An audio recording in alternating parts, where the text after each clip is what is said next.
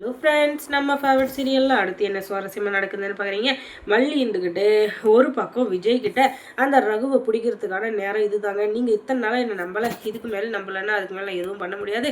நான் சொல்கிற அட்ரஸுக்கு போய் பார்த்தீங்கன்னா கண்டிப்பாக அந்த ரேணுகா கையும் குளமா மாட்டுவா அப்படின்ட்டு இவங்க சொல்ல, சரி நீ சொல்கிறத நான் கேட்குறேன், கேட்காமலாம் இல்லை. ஆனால் அந்த இடத்துக்கு நான் போய் அங்கே எதுவும் நடக்கலை, அதுக்கப்புறம் ரேணுகா நல்லவன் தெரிஞ்சுட்டா, அதுக்கப்புறம் என்ன பண்ணுவேன் அப்படின்னு சொன்னதும், நீங்கள் வேணால் அங்கே போய் பாருங்கள், ஒருவேளை அது பொய்யா இருந்தால் என் உயிரவே விடப்பண்ண தயாரிக்கும் அப்படின்னதும், ஐயோ மல்லி வாயிலேருந்து இப்படி ஒரு வார்த்தை வராது அப்படின்னா உண்மையை தான் சொல்லுவோம் அப்படின்னு சொல்லிட்டு, சரி நான் அந்த இடத்துக்கு போய் பார்க்குறேன் அப்படின்னு சொல்லி பார்த்தா, அங்கே போனதுக்கு பார்த்தா இவங்க ரெண்டு பேரும் என்னென்ன பேசுகிறாங்க அப்படின்னு எல்லா பித்தலாட்ட வேலை ஃப்ராடு வேலையும் கண்டுபிடிச்சிடுறாரு நம்மளுடைய விஜய். அதுக்கப்புறம் ஏடி பாவி, உன்னை போய் கண்மூடித்தனமாக நம்பிட்டேன் நேடி, இனிமேலும் உன்னை விட மாட்டேன்னு சொல்லிட்டு உள்ளே போகிறாரு. அங்கே போனால் ஐயோ விஜய் நீங்களா இங்கே எப்படி வந்தீங்க அப்படின்னு சொல்ல, அதுவா ஒரு திருட்டு எலி ரொம்ப நாளாக எங்கள் வீட்டில் சுற்றிட்டு இருந்துச்சு, அந்த எலி மேலே நிறைய கம்ப்ளைண்ட் வந்துச்சு. ஆனால் நான் இதுக்கு அது வீட்டு எலி தானே, அந்த எலி போய் நமக்கு எப்படி துரோகம் பண்ணும் அப்படின்னு சொல்லிட்டு நான் கொஞ்சம் பொறுமையாக இருந்தேன். ஆனால் இப்போ பார்த்தா நடக்கிற எல்லாமே எங்களுக்கு எதிராக இருக்குது.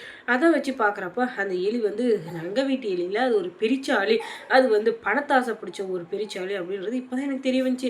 இதுக்கு மேலேயும் நான் அந்த பெரிச்சாலியை நம்பிட்டு இருந்தேன்னா அதுக்கப்புறம் என்னை விட பெரிய முட்டாள் இந்த உலகத்தில் வேறு யாருமே இருக்க முடியாது. அதனால தான் இப்போ இந்த இடத்துக்கு நான் வந்திருக்கேன் அப்படின்னு சொன்னதும், நீங்கள் என்ன சொல்கிறீங்க, ஏதோ குதிரக்கமாகவே பேசுகிறீங்க அப்படின்றதும், வாடி வா, என்ன கையும் களுமா பிடிக்கிறதுக்காக தான் நான் வந்தேன். ஆனால் இங்கே பார்த்தா உன்னுடைய சுயரூபமே தெரிய வந்துச்சு அப்படின்னு சொல்லிட்டு பொலின்னு ஒன்று விடுறாரு. அதுக்கப்புறம் தான் இந்த பக்கம் பார்த்தா அந்த ரகு, டேய் ரகு, நீ பண்ண கேடி வேலை கில்லாடி வேலைக்கு தான் நீ அசிங்கப்பட்டு ஜெயிலுக்கு போன. திரும்பவும் நீ என்னை பழி வாங்கிறதுக்காக தான் இந்த இடத்துக்கு வந்திருக்கேன்னு எனக்கு நல்லாவே தெரியுது. ஆனால் நீ பழி வாங்க வேண்டிய எண்ணம், உன்னுடைய எண்ணம் தப்பானது. என்ன, நீ பழி வாங்குற அளவுக்கு இங்கே எதுவுமே நடக்கலை. ஏன் அப்படின்னு சொல்லிட்டு பார்த்தோன்னா, அன்னைக்கு நடந்த விஷயத்துக்கும் எனக்கும் எந்த சம்மந்தமும் இல்லை. உன்னுடைய அறியாமையும் உன்னுடைய ஒரு முட்டாள்தனமான வேலையும் உன்னுடைய அறியாமையும் சேர்த்து தான் உன்னுடைய கம்பெனியை மூடுற மாதிரி ஆயிடுச்சு. அதுக்கு நான் எதுவும் பண்ண முடியாது. நீ கொஞ்சம் சிந்திச்சு மற்றவங்களை அழிக்கணும் அப்படின்னு சொல்லிட்டு நினைக்காம நம்ம கம்பெனியை உயர்த்தணும் அப்படின்னு சொல்லிட்டு நினச்சின்னா கண்டிப்பாக நீ பெரிய ஆளாக இருக்கலாம். ஆனால் நீ அது எதுவுமே பண்ணலை. நீ மற்றவங்களை அழிக்கிறதுல மட்டும்தான் குறியாக இருந்த. அதனால தான் இப்போ இவ்வளோ பெரிய கஷ்டம். அதனால தான் நீ இப்போ இப்படி இருக்க. நீ ஒழுங்கு மரியாதை அப்போவே நான் சொல்கிற மாதிரி கேட்டிருந்தீங்கன்னா கண்டிப்பாக உனக்கு எந்த பிரச்சனையும் வந்திருக்காது. நீ பிரச்சனையை அனுபவிக்க வேண்டிய எண்ணமும் வந்திருக்காது. ஒழுங்கு மரியாதை இனிமேல் வச்சு நான் சொல்கிறத கேளு. இனிமேலும் மற்றவங்களை அழிக்கிறேன்னு சொல்லிட்டு நினைக்காம நம்மளும் வாழணும் மற்றவங்களும் வாழணும்னு சொல்லிட்டு நினை அப்படின்னு. டேய், என்ன திரும்பி வாழுன்னு சொல்ல நீ யாரா? என் வாழ்க்கையை கெடுத்தவனே நீ தான். என்னுடைய வாழ்க்கை திசை மாதிரி போனதுக்கு காரணமும் நீ தான்.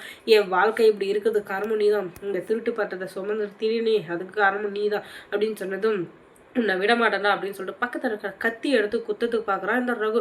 உடனே விஜய் சும்மா இருப்பாரா? அவள் கையை மடக்கி அவன் கழுத்துலேயே வச்சு, இதுக்கு மேலேயும் நீ என்னை கொலை பண்ணணும் பழி வாங்கணும்னு சொல்லிட்டு நினச்சிட்டு இருந்தேன்னா அதுக்கப்புறம் உன்னை காப்பாற்ற யாராலையும் முடியாது.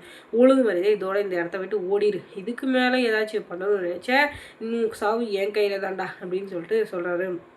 இதுக்காக தானே நான் வெயிட் பண்ணிட்டு இருந்தேன். இந்த ஒரு வார்த்தைக்காக தான். நீ எவ்வளோ பெரிய கேவலமான அப்படின்னு சொல்கிறத உலகத்துக்கு சுட்டி காட்டணுன்றதுக்காக தான் நானும் இத்தனை நாளாக வெயிட் பண்ணிட்டு இருந்தேன். அந்த நேரம் வந்துருச்சு, உன் வாயாலே நீ சொல்லிட்ட. இதுக்கு மேலே எனக்கு எந்த கவலையும் இல்லை. என்ன, நீ யாருன்றது இப்போ எல்லாருக்கும் தெரிய வரப்போகுதுன்னு. டேய், நீ எல்லாம் ஒரு ஆளே கிடையாதுடா. நீ என்ன தான் சொன்னாலும் யாரும் நம்புகிற இடத்துலையும் இல்லை, நம்ப மாட்டாங்க. ஏன்னா நீ எவ்வளோ பெரிய அயோக்கிய பையன் ஃப்ராடு பையன் எல்லாருக்குமே தெரியும். நீ இருக்கிற இடத்துல எப்போவுமே ஒரு புல்லு பொண்ணு கூட முளைக்காது அப்படின்னு சொல்லிட்டு எல்லாருக்கும் தெரியும். எல்லாருக்குமே நீ கெட்டது மட்டும் தான் நினைப்ப. அப்படி இருக்கிறப்ப நீ சொல்கிறதுனால யாரும் என்ன கெட்டவன்னு நினைக்க போதில்ல அப்படின்னு அந்த இடத்துக்கு போலீஸை கூப்பிட்டு வந்துடுறாங்க நம்ம மல்லி.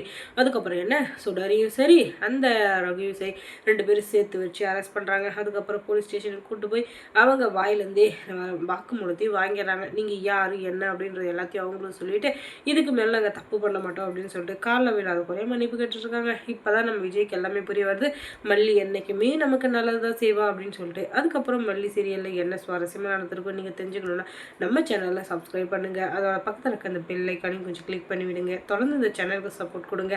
தேங்க்ஸ் ஃபார் வாட்சிங்.